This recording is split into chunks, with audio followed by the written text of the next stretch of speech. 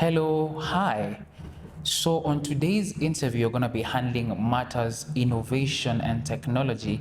And with me here today, I have a very innovative young man who is juggling a lot, from being a student to working at the SWA hostels and accommodation at the University of Nairobi, to also having his own innovative projects that are in the field of technology, which are going very well. So join me as I get to know him better and understand his projects and what he's bringing to the innovation and technology scene in Kenya.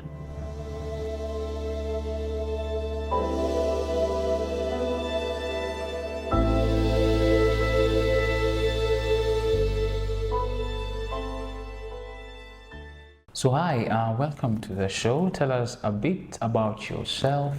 Give us an intro, give us your name and what you do here at the University of Nairobi. So my name is Edwin. I am an Actuarial Science student at the University of Nairobi. I am a sustainability advocate.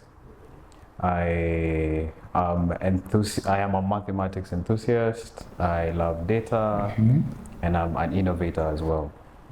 And also, I am also a custodian at the university hostels. Yeah. Interesting.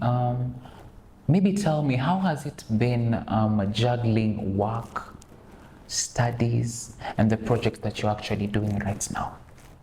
Okay, I mean, it's been tough, but one thing that helps me a lot is prioritizing. I look at the most important tasks in a given time, and then I put all my energy on that. Yeah, so that is what basically I do. I put the important tasks first, and then I work on them. So Edwin, you've worked on some very fascinating projects. Maybe take us through the journey of you creating and how the idea came about for your first project. So one of my first projects was SMeazzy, and SMeazzy is a personalized platform for businesses to help businesses with accounting and basically try and bring out an efficient business operations for these businesses. And it came about as it is kind of personal to me, because back at home my parents own a few businesses, and they were struggling with the paper-based traditional methods of accounting and the whatnot. So given the development in technology and how it makes things efficient, I thought to myself, why not make a personalized platform for these businesses? And that is how SMeazzy came about. Maybe for somebody who doesn't understand what SMeazzy is all about, would you mind expounding and telling the common person at home what SMeazzy is all about? Okay, so imagine you own a business, and you have the basic operations of a business, where a customer comes in, they make a purchase order, and then probably they want a quotation, and then you sell a product to them, the whole checkout system. So SMeazzy, from the word SMeazzy, there is SMEs. SMEs, in other terms, is small and medium-sized enterprises. And in most SMEs, these are, say, shops, your mama mbogas, and the whatnot. So you can imagine that these people are relying on traditional based ways of accounting and operating their businesses. And there is lack of getting to utilize this data. So like a mama mboga, there's so much data being generated by that business. And we are trying to help mama mbogas make meaning of this data, but in hindsight. So I'm talking about tracking their finances, like when a customer comes and then they make a purchase, it gets recorded in our system. and then this data is stored somewhere, and then overall maybe like after a quarter, then we can try and make meaning of this data to the mama mboga. And the whole aspect of SMeazzy is trying to empower SMEs to ignite growth, and to drive growth and to ignite success. Okay, and how far are you guys at the project? So we are currently, we've already developed an MVP, that is a minimum viable product. And we are currently testing it out with a select individual businesses. And then we receive feedback from these businesses, and then in turn iterate the development of the MVP. You've also worked on a project on sustainability and using tech for eco-friendliness. Maybe share a bit more about that project and how it's coming along. Yeah, I am a sustainability advocate. I really love taking care of the environment, teaching people about sustainability and sustainable ways of living. And that is where Shop Asili came about. Shop Asili is also a personal project of mine. And Shop Asili basically is a marketplace. It's a marketplace for eco-friendly products. And not just any products. We are focusing on African and locally made products. So it's a pan-African marketplace for eco-friendly products. Yes. Do you hope Shop Asili will impact on our society, especially in Kenya? Yes. So I am hoping that we get to promote locally made products. If you look at the market right now, we are currently importing products from outside the country, which is really detrimental to the African-made products and the SMEs. So Shop Asili is all about promoting African innovation, getting a market for their products. Yeah. And you working on Shop Asili, are there any moves or how far along are you with the project? Tell us more about BeVisionares. I know a bit more about that. So how did you come to enter the program and how is it so far? Allow me to start with achievements from the past year. So earlier last year, I happened to have gotten the privilege of joining BeVisionares. It's in conjunction with the Mercedes-Benz Foundation, and it's a fellowship where they support sustainability projects. And I was honored to travel to South Africa, and where we met different fellows and exchanged ideas. And I was able to kickstart the development of Shop Asili. Yes, and at the moment right now, Shop Asili, we are currently working on an MVP for Shop Asili. We are also doing test runs with a select group of stakeholders, that is the consumers. And we are also in talks with different producers, African producers, in getting the products onboarded to Shop Asili. Having been in the fellowship, how has it shaped your view in terms of technology and innovation in Africa? I have come to learn one thing, like I've said before. There's having an idea, and second, there's implementing the idea. I mean, every one of us has ideas, but the difference is how to implement these ideas. And the fellowship has really opened my eyes and given me a different perspective on implementing these ideas that we have. You don't have to just sit around and then you're like, how do I implement this? And thinking about the future, just start your idea, use the limited resources that you have. Yeah.